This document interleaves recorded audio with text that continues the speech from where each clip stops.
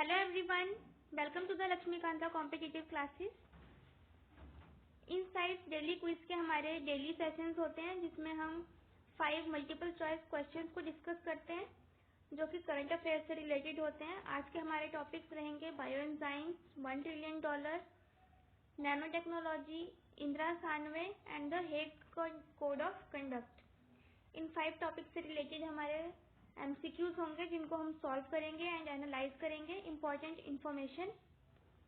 Fine, so first of all subscribe to the channel so that you can get benefit from my videos and boost your preparation of civil services examination।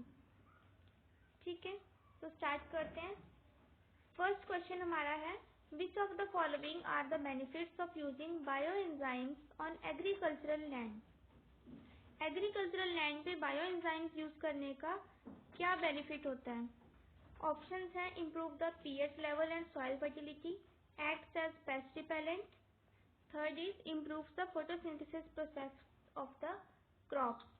तो bio enzymes जो होते हैं ये waste basically citrus fruits के जो waste होते हैं जो फुली राइप होने से पहले ही पेड़ से फ्रूट्स झड़ जाते हैं उनको फार्मर्स कलेक्ट करके फिर उनकी फर्मेंटेशन करके बनाते हैं उसमें वाटर और शुगर ऐड करके।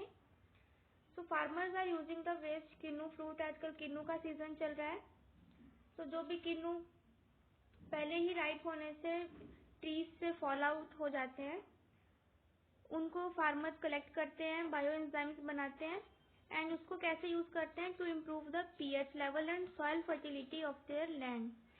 फिर वो जो बायो एंजाइम्स होते हैं उससे वो अपने सॉइल की फर्टिलिटी इंक्रीज करते हैं, उसका पीएच लेवल मेंटेन करने के लिए भी यूज करते हैं by making bio enzymes from this waste fruit. And spraying of bio enzymes works as pest repellent and also improves the photosynthesis process of the crops.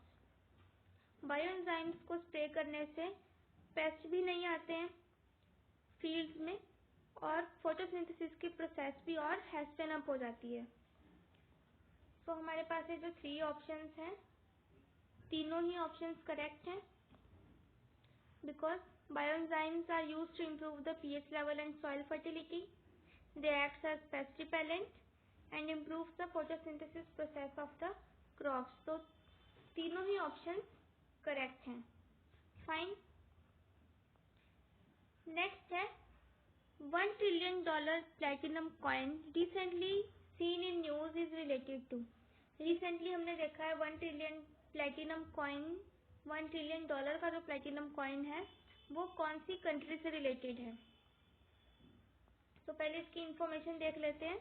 The bipartisan fight between US Democrats and Republicans over the ceiling on US government डेब्ट has thrown up an interesting idea. Some in the Democratic camp have suggested that a $1 trillion platinum coin may be issued to bypass the debt ceiling if Republicans refuse to raise it। तो ये जो concept है ये US का है। US government ने basically अपनी जो डेब्ट सीलिंग है उसके जो इश्यूज हैं उनको बाईपास करने के लिए ये $1 ट्रिलियन का प्लेटिनम कॉइन इशू करने का आइडिया रखा है। सो इसका जो करेक्ट ऑप्शन है दैट इज यूएसए। एंड ये जो 1 ट्रिलियन प्लेटिनम कॉइन है it is a token coin with a face value of $1 trillion that can be issued by the US treasury, जो कि यूएस ट्रेजरी इशू करेगी and deposited at the US federal reserve, जो कि America का एक central bank है, वहां पे डिपॉजिट होगा। It will help the government US government to get from the Fed the money that it needs to fund its spending programs without increasing its overall liabilities। तो ये US government को help करेगा money लेने के लिए federal bank से, जो कि उसके जो भी स्पेंडिंग प्रोग्राम्स हैं उसकी नीड को फुलफिल करेंगे। नेक्स्ट क्वेश्चन है, which of the following can be achieved using nano technology. Nano technology क्या होता है? It is a science and engineering at the scale of atoms and molecules. Atoms and molecules के scale पे जो science और engineering काम करती है वो क्या है? नैनो टेक्नोलॉजी है। मीन्स कि बहुत ही जो छोटे से छोटे पार्टिकल्स होते हैं उनसे रिलेटेड जो साइंस है। नैनो मटेरियल्स आर मटेरियल्स जो कि बिल्कुल 0.1 से 100 नैनोमीटर के बीच में जो बहुत ही माइन्यूट चीज़ें होती हैं, these are nano materials. And इनसे रिलेटेड जो साइंस एंड इंजीनियरिंग है that is nano technology. And ये कहाँ कहाँ पे यूज़ की जाती है? So nano missiles is an emerging platform for drug delivery to the eyes में दवाई या ड्रग डालने के लिए नैनो मिसाइल्स एक इमर्जिंग प्लेटफॉर्म के रूप में आजकल काम कर रहा है। Nano missiles conventionally nano particles are said to be hydrophobic. वैसे तो ये जो नैनो पार्टिकल्स होते हैं ये हाइड्रोफोबिक होते हैं। हाइड्रोफोबिक मीन्स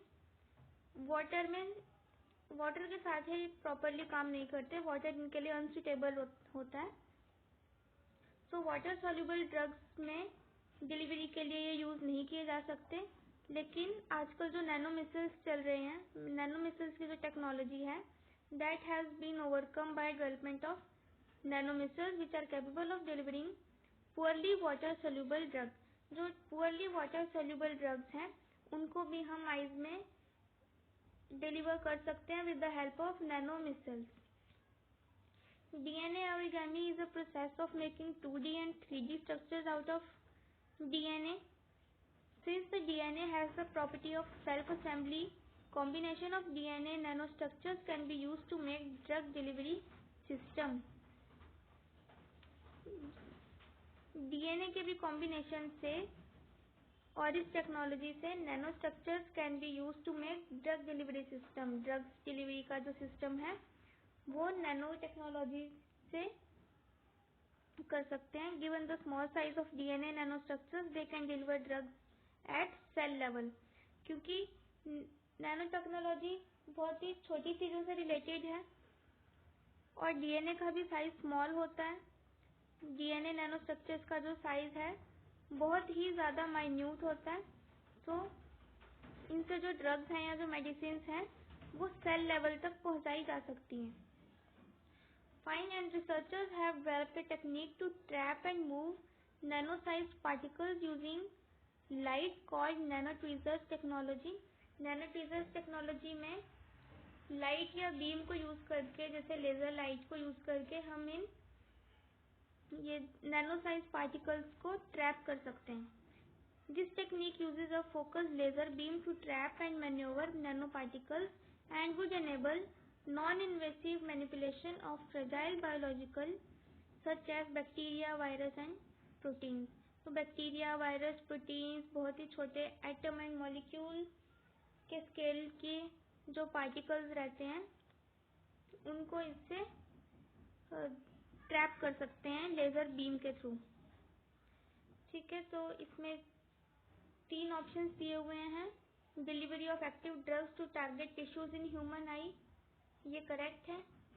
ह्यूमन आई में ड्रग्स की डिलीवरी कर सकते हैं। Deliver drugs at the cell level using DNA based nano structures. DNA based nano structures से सेल लेवल तक ड्रग्स की डिलीवरी करते हैं। So this statement is also true about the nano technology. Third is manipulation of nanoscale biological specimens such as bacteria, viruses and proteins in human body using light. तो light को use करके bacteria, virus and protein के specimens collect कर सकते हैं। So it is also true in case of nano technology. ठीक है, और नेक्स्ट क्वेश्चन है consider the following statements. First statement है it requires presidential assent for states notifying changes to OBC categories. कि अगर ओबीसी कैटेगरीज में कोई changes करने हैं कि कितनी % रिजर्वेशन होगी तो उसमें प्रेसिडेंट का जो असेंट है वो ज़रूरी है। सो ये स्टेटमेंट ट्रू है। आर्टिकल 342A जो है हमारा इंडियन कॉन्स्टिट्यूशन का एंड जो कि 102nd कॉन्स्टिट्यूशन अमेंडमेंट एक्ट 2018 के according it requires presidential assent for states notifying changes to OBC categories. OBC categories में कोई किसी कास्ट या रेस को उसमें इंक्लूड करना है या एक्सक्लूड करना है या उनकी रिजर्वेशन में कुछ चेंजेस करने हैं तो उसमें प्रेसिडेंट का असेंट कंपल्सरी है according to article 342A. So this statement is true. फिर नेक्स्ट है according to Indira Sawhney judgement under no circumstances the centre can exceed 50% limit on reservation. तो ये स्टेटमेंट भी ट्रू है. इंदिरा सानवे जजमेंट के अकॉर्डिंग किसी भी सर्कमस्टांसेस में जो रिजर्वेशन हैं वो 50% की लिमिट को एक्सीड नहीं कर सकते. This judgement also laid down that the extent of reservation should not cross the 50% limit unless a special case was made out for the extraordinary situations and peculiar conditions to relax the rule. कुछ एक special cases में ही ऐसा हो सकता है कि 50% से limit exceed कर दी जाए, लेकिन वो बहुत रेयर केसेस होते हैं. मोस्टली 50% लिमिट से एक्सीड नहीं कर सकते. नेक्स्ट क्वेश्चन है Hague code of conduct HCOC sometimes seen in news is related to. ये किस चीज से रिलेटेड है? Hague code of conduct. So International Code of Conduct Against Ballistic Missile Proliferation, also known as Hague Code of Conduct, was established on 25 November 2002 as an arrangement to prevent the proliferation of ballistic missiles. Ballistic missiles की proliferation को रोकने के लिए 25 नवंबर 2002 में एक international code of conduct बनाया गया था which was against the ballistic missiles proliferation, जिसको क्या बोलते हैं? Hague code of conduct HCOC. सो इसमें सेकंड ऑप्शन हमारा करेक्ट है, prevention of the proliferation of ballistic missiles.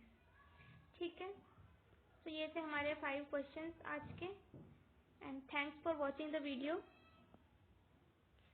and please subscribe to the channel so that you can get my videos on daily basis and you can get the notification. So that please press the bell icon and don't forget to like, comment, share and subscribe.